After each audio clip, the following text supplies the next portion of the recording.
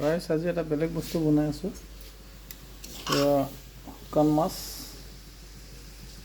পুৰা শুকান মাছ, মানে আমাক ভাল পোৱা নবৌ এজনী, নবৌ মানে আমাৰ ফালে বৌ বুলি মাতোঁ, তেওঁ দি গৈছিলে। তো খুব ধুনীয়া সৰু সৰু মাছ। তো মিছেছেও বনাব নাজানে। মই আজি মোক ক'লে বোলে আপুনি বনাওকচোন কেনেকৈ বনায়, ষ্টাৰ্ট দিছোঁ আৰু।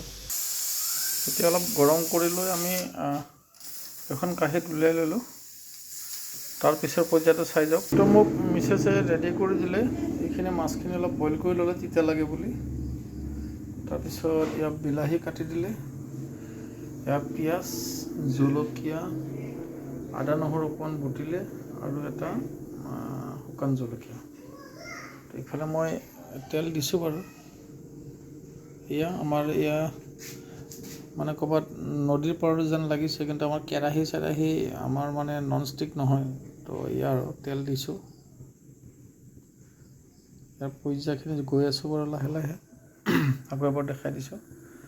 পিঁয়াজ নহৰু অলপ কাটিলে, বিলাহী, শুকান মাছ মানে আমাৰ একদম দেশীটো হয়। ইয়াত চেং মাছৰ পোৱালিও আছে, দুই এটা বেলেগ মাছো আছে, এটা নিচলা মাছো আছে, গতিকে চব আছে আৰু।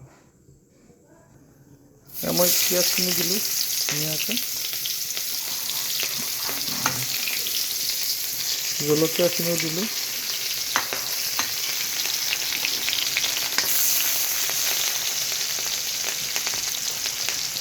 এইখিনি অকণমান ৰঙচুৱা হ'লে ৰখি থাকিম আমি। ইয়াত নৰসিংহৰ পাত কেইটামান দি দিলোঁ, অলপ খাবলৈ ভাল লাগিব।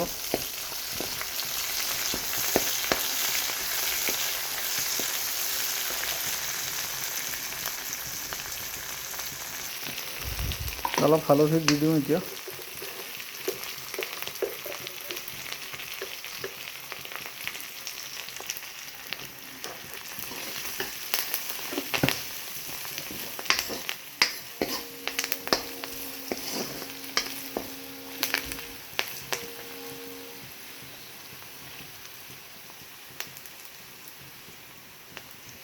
অলপ ধনিয়া গুড়া দি দিলোঁ আৰু অলপ ভাল লাগিবলৈ, নহ'লে তিতা হ'লে খাব নোৱাৰিম নহয়। গতিকে কিবা এটা গোন্ধত যাতে খাব পাৰে সেই ব্যৱস্থাটো কৰাই আছোঁ।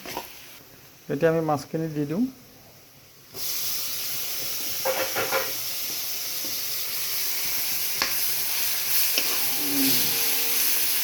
আৰু যিহেতু এইটো শুকান মাছেই হয়, গতিকে ইমান আৰু কৰিবলৈ নাই।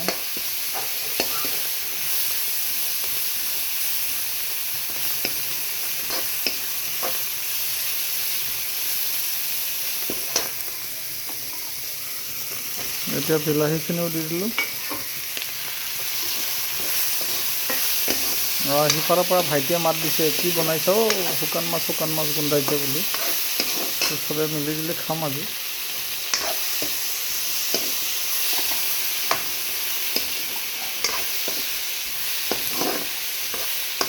ঠিক আছে, এতিয়া অকণমান মানে ঢাকি দিম।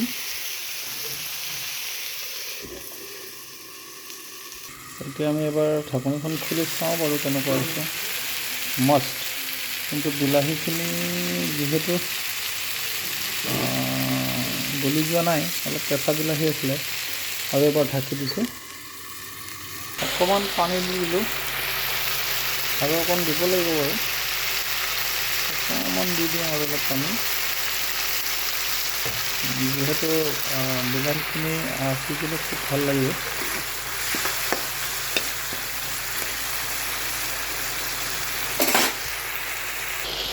এতিয়া পানী দিয়াৰ পিছতে এনেকুৱা হৈ আছে, ধুনীয়া হৈ আছে। আমি পানীখিনি একেবাৰে শুহাই দিম মানে। এনেকৈ আপোনালোকে ভাতৰ লগত বা ৰুটিৰ লগতো খাব পাৰে। মইতো ৰুটি খাওঁ, যিহেতু আজি মই এইটো ৰেচিপি বনালোঁ। চাওঁচোন লাষ্টলৈ কি হয়। ফাইনেলি আমাৰ শুকান মাছ হৈ গ'ল। এতিয়া আমি নমাব পৰা হৈছোঁ।